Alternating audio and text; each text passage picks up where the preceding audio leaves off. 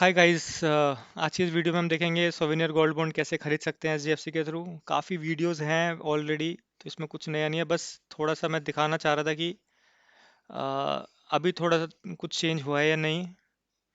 तो फटाफट डिस्कस कर लेते हैं कैसे कर सकते हैं हम ये। तो एचडीएफसी भी जैसे पता होगा कि सोवेनियर गोल्ड परचेज करने का ऑप्शन देता है। तो आपको करना क्या है, नेट बैंकिंग पे लॉगिन करना है और ऑफर्स पे क्लिक करना है। ऑफर्स पे जब आप क्लिक करते हो तो वहाँ पे थोड़ा सा स्क्रॉल नीचे करके देखिए आपने कितना मैंने स्क्रॉल कर लिया है। तो यहाँ पे बाय सोवेनियर गोल्ड बॉन्ड ऑनलाइन का ऑप्शन आ रहा होगा। तो इसमें आपको बाय नाउ पे क्लिक करना है। तो जब आप बाय नाउ पे क्लिक करोगे तो आपको इस तरह की कुछ स्क्रीन दिखाई देगी जिसमें पॉपअप होगा।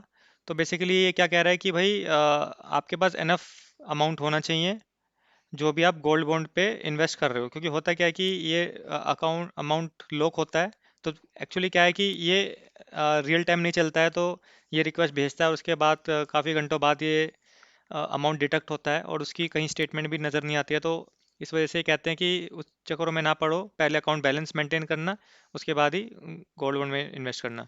तो ये थोड़ा सा पॉपअप आएगा, इसको ओके कर देना। और दूसरा पॉपअप आता है डीमैट अकाउंट से रिलेटेड। अगर आपको ये डीमैट अकाउंट के थ्रू मतलब वहाँ पे देखना है तो आपको डीमैट अकाउंट एक्टिव होना चाहिए। तो हमारे केस में ऐसा नहीं है क्योंकि मैं डीमैट अकाउंट यूज़ नहीं करता हूँ, तो मेरे को तो फिजिकल फॉर्म में ही चाहिए ये। तो फिजिकल फॉर्म या ई सर्टिफिकेट मोड क्या है कि जो मेल पर आप आता है, फिजिकल तो नहीं मिलता है। तो मेल पर आपको ये ई कुबेर करके ईमेल एड्रेस है, वहाँ से आपको मिलता है। तो मेरा भी फर्स्ट टाइम है, तो देखते हैं कैसा होएगा। तो बाकी बस ये पॉपअप है, इसको भी ओके कर देना।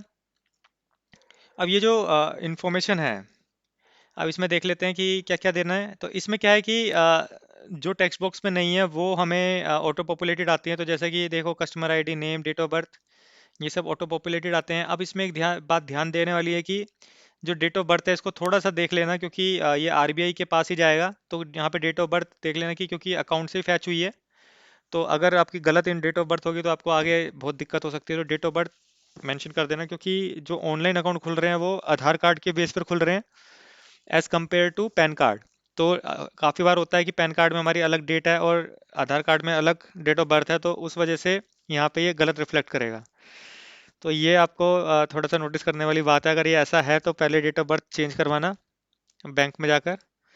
और इसका मतलब कि आपका ये वाला टेंचर तो रह जाएगा पर ये थोड़ा सा ध्यान रख लें क्योंकि आगे बहुत दिक्कत हो जाएगी इसमें।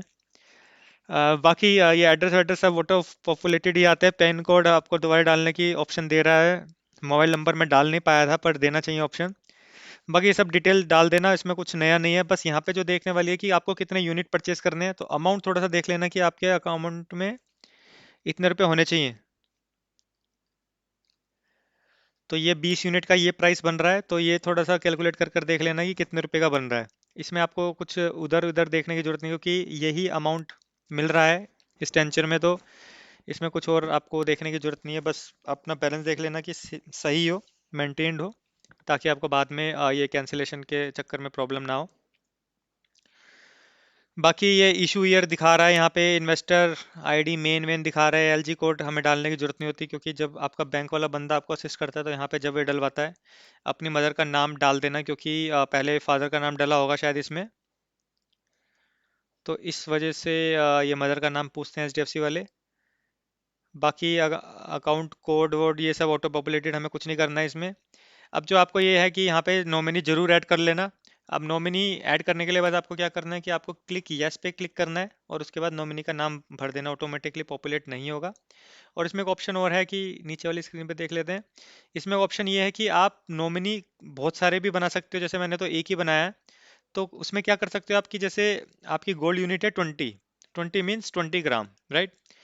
तो ये जो यूनिट्स है इन ग्राम, जैसे इन्होंने भी यहाँ पे भी लिखा हुआ है, तो ये आप दो नॉमिनी को 10-10 ग्राम की भी यूनिट प्रोवाइड कर सकते हो। तो ऐसा होता है कि मतलब आप सीनियर सिटीजन हो तो आपके दो तीन बच्चे हों, तो जस्ट इन केस अगर कुछ हो जाता है आपको, तो उसके बाद वहाँ पे कॉन्फ्लिक्ट ना हो कि भाई सारा जो सोना आपने लिया है कि उसको डिस्ट्रीब्यूट कैसे करें, तो आप वो चीज़ यहीं पर ही कर सकते हो। तो होगा क्या कि ये डिस्ट्रीब्यूट हो जाएगा according to the nominee you have. तो अभी तो हमारे केस में ऐसा नहीं है, मैंने एक ही नॉमिनी यूज़ किया था। तो इधर मैंने पूरी की पूरी यूनिट डाल दी। वरना अगर आपको डिस्ट्रीब्यूट करना है तो इधर से देख लेना कितने यूनिट है, तो उसमें आप 10-10, 10-5-5 ऐसे भी कर सकते हो। तो वो कैसे करोगे, यहाँ पे 10 डाल दोगे, फिर दोबारा यस कर कर क्लिक करोगे तो दोबारा आप यूनिट डाल सकते हो। तो बस एक यही ऑप्शन थोड़ा सा अलग सा है। बाकी ये जब आप जनरेट ओटीपी पे क्लिक कर दोगे इस चेक मार्क को मार्क करके, तो ये एक ओटीपी आ जाएगा आपके मोबाइल पर, और एक ये आपको कैप्चा डालना पड़ेगा ये बताने के लिए कि आप ह्यूमन हो। ऑटोमेटिकली नहीं जनरेट हो रहा है ये। और जब आप ये कर दोगे तो अब जो देखने वाली चीज़ है वो ये है कि उसके बाद आपके पास ऐसी स्क्रीन आती है। तो मैं थोड़ा सा कंफ्यूज था क्योंकि मैंने कहीं ट्यूटोरियल में नहीं देखा कि ऐसा कुछ आ रहा है। तो इन्होंने करा क्या है कि ये एक सर्विस टाइप में ले लिया इन्होंने। क्या करा है कि आपसे बुकिंग ले ली है, और फिर ये क्या करेंगे, आरबीआई को पुश कर देंगे कि भाई हमारे पास ये बुकिंग आई है, अब आप इसको प्रोसेस कर दो। तो एट ए टाइम आपके पास नहीं आएगा। और मेरे जो केस चल रहा था कि मैंने अप्लाई करा और काफ़ी टाइम तक पैसे भी नहीं कटे। तो ऐसा मत करना कि आप बार बार ट्रांजैक्शन कर दो, क्योंकि पैसे एकदम नहीं कटते हैं, क्योंकि ये सर्विस थोड़ी सी स्लो होती है। और क्योंकि दूसरी पेमेंट गेटवे पे जाना है, क्योंकि आरबीआई का एक अलग पोर्टल है उनके हिसाब से, तो ये रियल टाइम नहीं होगा। तो अगर आपका एक बार रेफरेंस नंबर आ गया तो इसका मतलब आपके पैसे कटेंगे। तो आप थोड़ा सा शाम तक वेट कर लेना। मेरे ख्याल से शायद जब बैंकिंग आवर्स क्लोज होते हैं उसके बाद सर्विस चलती है, उसके बाद पैसे डिटेक्ट होते हैं। और एक बात जो ध्यान रखने वाली है कि आपकी स्टेटमेंट में वो जो पैसे कटे हैं वो कहीं रिफ्लेक्ट नहीं होंगे।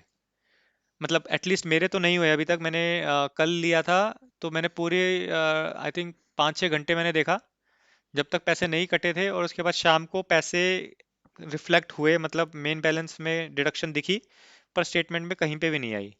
तो ये चीज़ अब पता नहीं पहले होती थी नहीं होती थी, पर ये चीज़ अब यहाँ पे होने लगी है।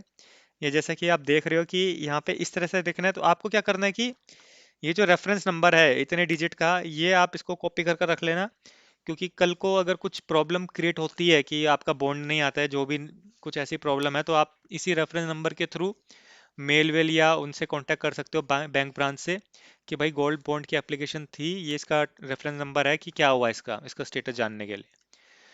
और बाकी एक जो चीज़ मैंने ऑनलाइन पढ़कर पता चली मेरे को कि ये जो टेंचर है मेरे ख्याल से 19 से 30 तारीख तक का है। सॉरी, जो ये जो टेंचर खुला है, जो 2020-23 सीरीज है, ये सीरीज 3 है, और ये 19 दिसंबर से 23 दिसंबर तक के लिए खुला हुआ है। और इसके बाद ये आपका क्या है कि ये आपके उसके बाद क्या है कि जो एक्चुअली जो ये होंगे शुरू, जो सर्टिफिकेट प्रिंट होने या मतलब मेल पे आने शुरू होंगे, वो 27 दिसंबर से जनरेट होना शुरू होंगे। तो जब उससे पहले तक कोई भी कुछ नहीं होगा। ये आपका आरबीआई की साइट पे ही मेंशन है ये चीज़। अगर आप उसकी नोटिफिकेशन में जाओगे तो ये 27 दिसंबर के बाद ही आना शुरू होएंगे। तो जब तक आपको वेट करना पड़ेगा मेरे ख्याल से। 27 दिसंबर के बाद भी एक हफ्ते तक शायद टाइम लग सकता है इसको आने में। नहीं तो ई कुबेर करके मेल होगी तो वो हम देख लेंगे। अगर मेरा नहीं आया तो मैं एक और वीडियो बना दूंगा कि मैंने कैसे प्रोसेस किया उसको इस सिटी। बाकी और भी काफ़ी लोगों ने बना रखी है वीडियो। ये तो बस ये कन्फ्यूजन के लिए था कि क्या सबके पास ऐसा ही मैसेज आ रहा है। तो ये मेरे हिसाब से तो मेरे ख्याल से एचडीएफसी बैंक इसी थ्रू ऐसे ही कर रहे हैं, क्योंकि कोई भी मेल कहीं पे भी जनरेट नहीं हो रही है इससे रिलेटेड कि आपने गोल्ड बॉन्ड अप्लाई करा है। बस ये रेफरेंस नंबर क्रिएट हो रहा है। तो ये रेफरेंस नंबर आपको संभाल कर रखना है, इसका स्क्रीनशॉट और ये ऐसे कॉपी कर कर रख लेना जैसे मैंने रखा है। और उसके बाद देखते हैं क्या होता है। बाकी 27 दिसंबर इज द डेट जब आपको एक्चुअली आना चाहिए, जो ऑफिशियल डेट है। उसके बाद फिर आपको चिंता करने की जरूरत है कि 2-3 दिन तक नहीं आता है, तो फिर आप मेल वेल करना शुरू करना। थोड़ा वीडियो वीडियो देख लेने दो उधर, मैं भी वही देख कर करूँगा। तो ये था एसजीबी जो मैंने दिसंबर में खरीदा था। 19 दिसंबर को मैंने किया है इसमें प्रोसेस।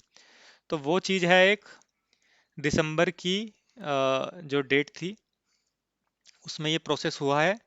और अब वेट करेंगे, और सर्टिफिकेट आता है तो उसकी भी एक वीडियो बनाऊंगा कि ये सर्टिफिकेट एक्चुअली दिखता कैसे है, जैसा मैंने आरबीआई बॉन्ड के टाइम में बनाया था।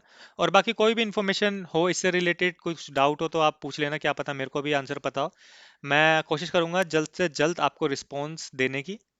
और आई होप ये आपको वीडियो कुछ हेल्पफुल लगी हो। मिलते हैं नेक्स्ट वीडियो में। बाय।